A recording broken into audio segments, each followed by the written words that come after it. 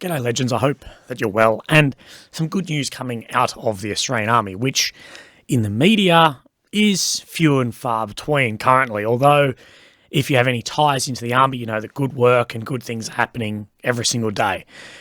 But it has been announced that the Australian Army will purchase and operate the US-made high-mobility artillery systems, also known really famously or infamously, depending on which side of the fence you're on, as HIMARS. But neither side can say that these weren't amazingly successful in Ukraine, and still are.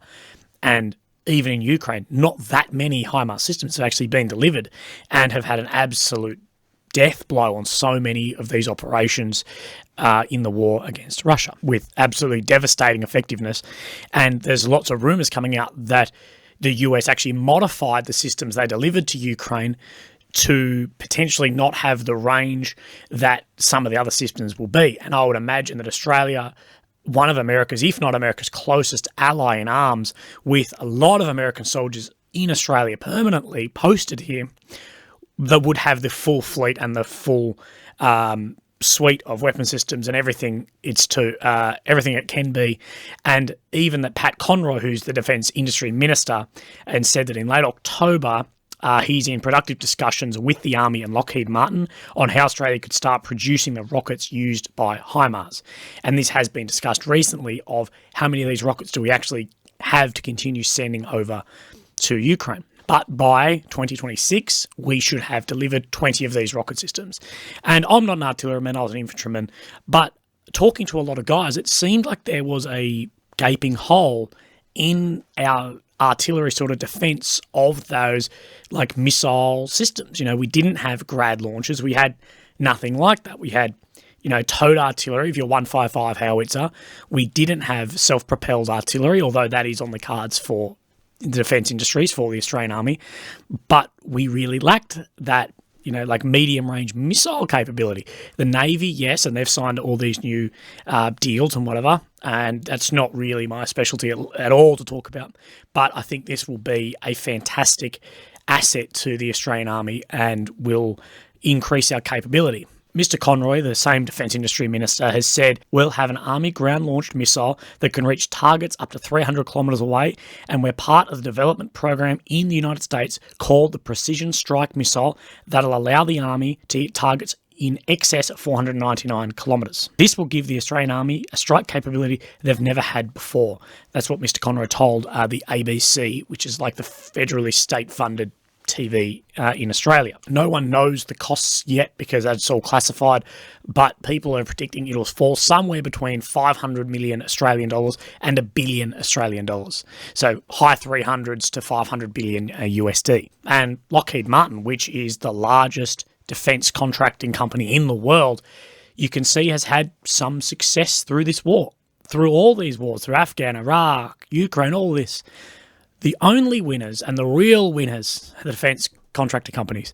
I'll show you on a graph here of the Lockheed Martin stock price on, the 18th of February, which is 6 days before the war. And then early March, you can see, 25th of Feb, early March, this absolute stock price absolutely jumped. You're talking 20% over a couple of days, what is huge. And at the moment now, we're still well up from before the war. And these are the people that will win and cash in on this. And this is a Lockheed-made system, and we use a lot of these systems. And I'll be doing a video more on that soon of these defence contracting companies being really the winners on this. And I don't want to go down a conspiracy rabbit hole, but if you make arms and countries are buying massive, massive amounts of arms, it's one and the other. And Saab, who make the NLAW rocket system, which has become incredibly famous through this war, they're putting out ads for NLAWs. Like if you go on YouTube, type in like NLAW Saab, and we'll type on NLAW birth of a tank killer. And these are private companies. Saab made a lot of vehicles. They also made fighter jets, and they make a lot of defence stuff.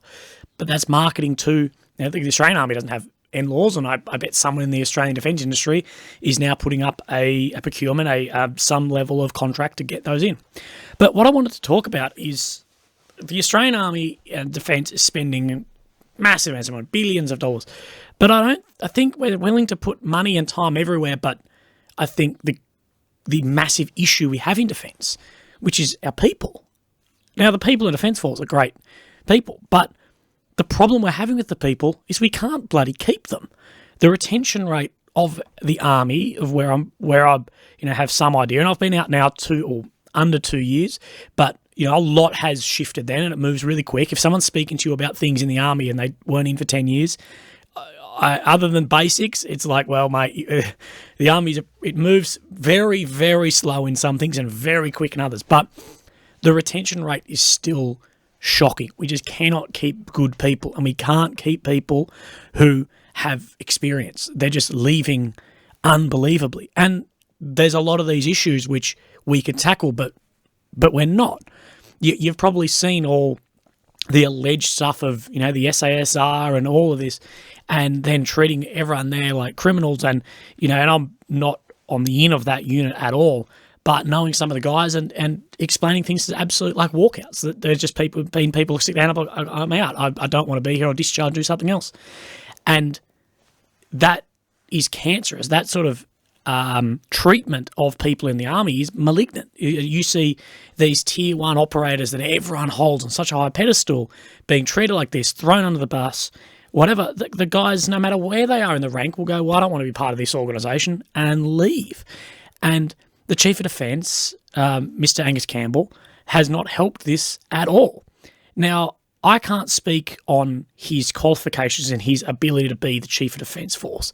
You can't end up in that position if you can't do the job correctly. Fair enough, I can't speak on that. But something that I do know completely wholeheartedly is no one I know in the Defence Force, which have a large defence following and a large defence friendship group, no one trusts his decisions day to day. Now, it doesn't matter what I think of these decisions. If your same soldiers who you're meant to be leading do not trust you, have limited, if not no respect for the person leading them, I think it would be the best interests of the army for him to step down or to be replaced. If I were him, I would like to think, look, I've come this far. He'll get a pension for the rest of his life anyway. It's best for me to step down. And, General Angus Campbell, the Chief of Defence, guess how much money he's on? $1,024,000. That's a lot of money. That is a massive salary. Over $1 million a year. And I can't see that that's justified when all the guys around who are the primary fighting force of the nation, the infantry, the artillery, the armoured guys, no one I speak to can vouch anything for, that was a good decision or this. It just seems like poor decision, poor decision, poor decision. Now, I'm not saying I'd make better decisions at all. I'm not saying even that I think they were wrong, but at the end of the day, if the leader of the institution isn't trusted or followed or respected by any of the subordinates from that point under, something there needs to be done. And the woke politics, the call-outs and stuff of the defence don't help this at all. I know there's lots of young guys message me like, I would join defence, but, I've seen this and that, and I don't want to be part of an organisation like that. On the surface, on social media, it looks worse than it is. When I was in, it's only 2 years ago, I really didn't see much of that, but you do see some of it. There are blatant things of like, well, there's a completely different fitness standard between men and women. And you might be able to justify that in whatever way, but at the end of the day, I don't care about justification. If one human has to do more push-ups than the other human, isn't that blatant discrimination?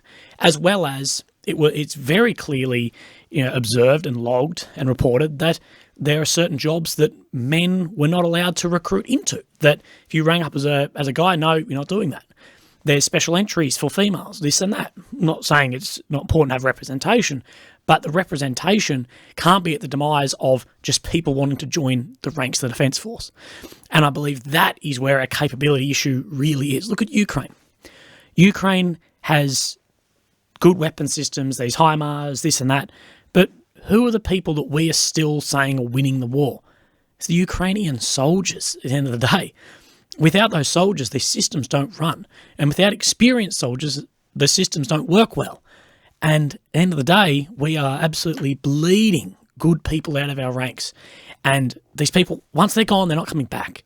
Once you're out of the army, very few come back. It's a hard job. It's, in reference to other jobs, low paid. If you think about like truck driving in the military compared to truck driving out, yes, all the benefits and this and that, but you don't sum up your benefits on your paycheck every 2 weeks. You look at the number and you go, yep, this, and I'm not being yelled at. We need to find a way to keep these people in. I'm not saying I've got the answer for that, but it seems we're awful fine to pour billions of dollars into things, and we should be pouring this money in, because if we don't, and something happens on the other end, then we lose everything. But we're happy to pour these billions in. But we're not happy, I guess, to look ourselves in the mirror at these high ranks and going, what is the actual issue in this unit? What is the actual issue in the Defence Force? How can we fix this? And I think a lot of the agendas we're putting forward are doing the exact opposite of what we're trying to do. But that's my bit of a rant. But it's good to see that things like this are coming in. I think 2026 is a ridiculous date to have these delivered by.